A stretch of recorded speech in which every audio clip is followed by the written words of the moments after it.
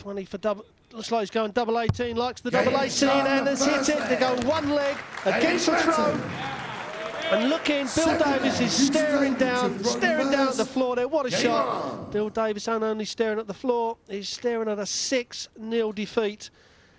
And that could hit him hard, but this fella has been really consistent. Good, solid performance. And really a good, solid start to perhaps which could be the last leg of the match.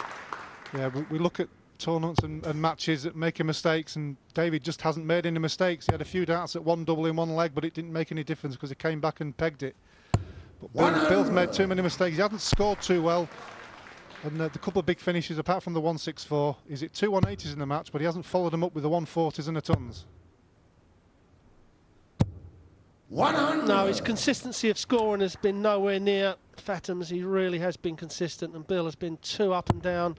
And when you get to this stage of a major tournament in the US Open here in the Mohican Sun, you've got to be consistent. 41. You can see it again, a deflection from a flight, just a 41. He's not doing enough. Yeah, he's looking very good for the match here, is David. Probably stay upstairs there. 40. He's let it slip there. He doesn't want to keep doing that because all of a sudden the game can change if somebody takes a leg against the throw. Needs to be following that. Needs a 140 or 180 to get back in the match. That one just below, just above that one. 140. Well, it gives him an outside chance. He's back in the leg, but David's still throwing at least 6 darts here for put him in a match-winning position. 60. Well, now there's a chance, but he needs a 140. Got to hit that treble with his first dart. He's missed it, but it is a good guide. Would expect to put this one in. Now he won't expect to not walk off without 140. Be very disappointed there, wouldn't he? Well, there's certainly a big target to aim for there. But David 161 for the match. He'll stay upstairs there, try and set it up. May go for the 25. Went for the treble 20 instead. Well, we had a 120 in the very first leg of the second set. Needs a treble dart with the second dart. No, he hasn't done it this time, but he needs to hit a treble or at least to put the pressure on David's 101 finish for the match. 100. David, you require 100. Well, Fatum needs 101 for the match and a 3-0 win, and what a win it would be. His first time on a PDC stage, and what a start. Oh, he's missed the treble. So Bill Davis is going to be back. Maybe looking at treble 10. Yeah, he's done it and hits it. Pressure on here for Bill Davis to stay in the match. 20. Double 10. Yeah, he needs this, so it's could be a bus fare home. Well, that's a bad lie. That he may move over to the left. Well, I think that's left double 7. That was wicked deflection. As I mentioned, it was such a bad angle. I thought he was going to move, but he stood where he was. Double 7 to stay in the match. 13. Well, he's missed it, so he's giving David 3 darts for 32. a place in the next round. Yeah, 32 for a 3-0 win. Just should move across. He's not moving, but he's in it. 32. David Fatum wins this first game in the US Open here at the Mohican Sun. 3-0. What a great performance. And we'll be going to commercial break. When we come back to Becky, we'll be interviewing the winner.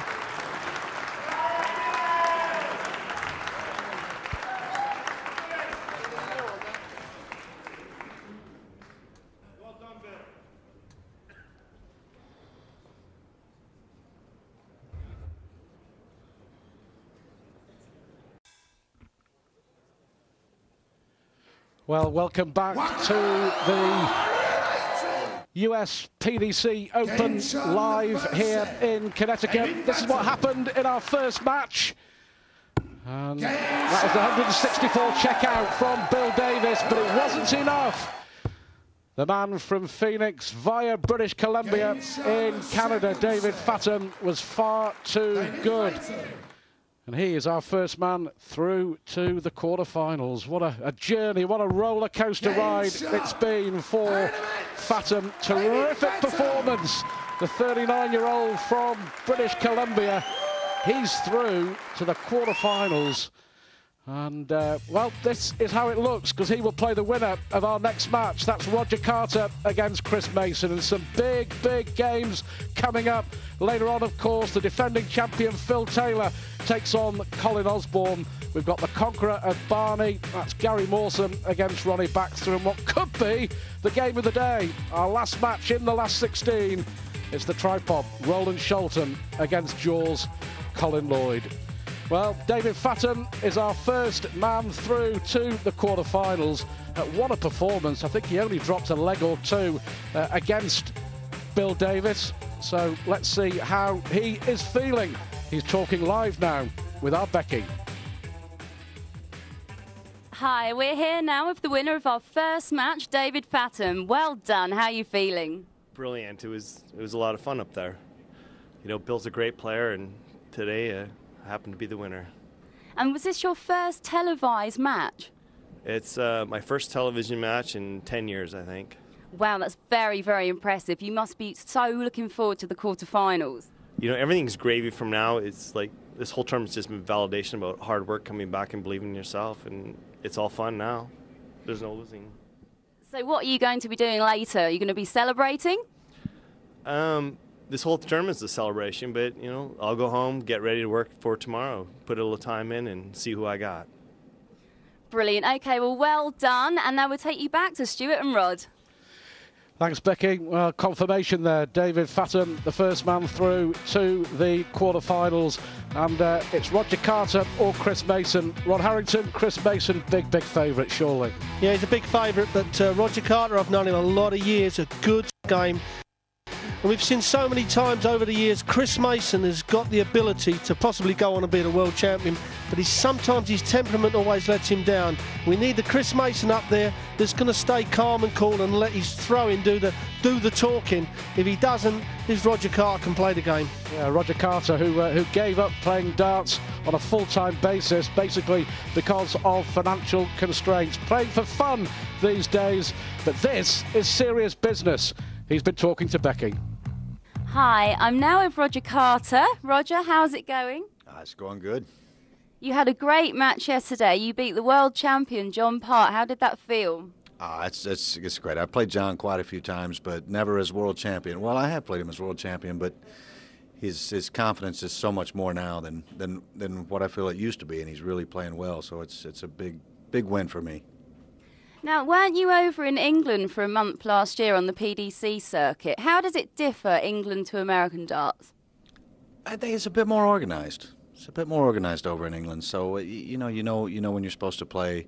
Whereas in the States, you got to wait to be called, and sometimes you miss it. But in England, it's a bit more organized, a lot more comfortable. How did you find the crowds in England? When I first went over years ago in the '90s, it was very nerve-wracking, but once you get used to it and you get into it a little bit, you just got to kind of use it as motivation. So it's good. Have you been practicing hard for this tournament? I've been doing quite a bit of practice. Probably not as much as I should, but I've had good quality practice. So as long as I can keep that up, it's okay. Now you're playing Chris Mason. How are you feeling about that match? It's going to be a good match, I think. I've known Chris a long time. He's a great player. He's a character. He's a really good guy. But I want to go in and think the worst of him if I can and try to beat him. So we're going to be seeing you, Roger, tomorrow in the quarterfinals? I'm hoping so. Well, best of luck to you. We wish you all the best. Thank you very much. Thanks, Becky. Welcome back. We are in the Cabaret Lounge here at the Mohegan Sun in Connecticut, and a good crowd in. A lot of support for the Americans, of course. We've already seen David Fatum go through. Head on the block. Will there be a shot? Can Carter beat Mason? Well, he's certainly got the game, but as I said earlier on, Stu, you know, Mason is a great player, but will he come up there with the right game and the right attitude? You know, that's what we've got to find out.